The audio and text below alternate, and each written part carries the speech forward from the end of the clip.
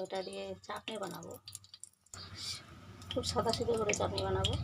প্রথমে দিয়ে দিচ্ছি এই যে শুকনো লঙ্কা, আসছি হয়ে গেল। এই যে দিয়ে দিলাম, আমার তেল কম হয়ে গেছিলো ওই জন্যই এখন দিলাম তেল।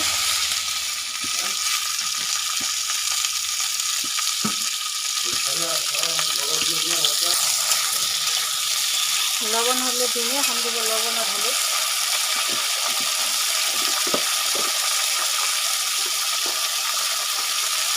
দিয়ে দিলাম লবণ, আর একটু দিয়ে দিই, দিয়ে দিলাম হলুদ। এই যে দিয়ে দিলাম চিনি, আর একটু দিয়ে দিই চিনি,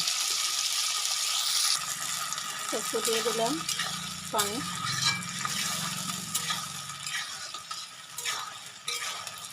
শুকনো হয়ে গেছিলো ওই জন্য দিয়ে দিলাম। এই যে দেখতে নিয়ে এসে দেখতে তো সুন্দর লাগছে, ভিডিওগুলো এত সুন্দর ছিল না, এখন আবার সুন্দরই লাগছে। কাঁচা কাঁচা সব বড়ই এই সব ফেটে গেল।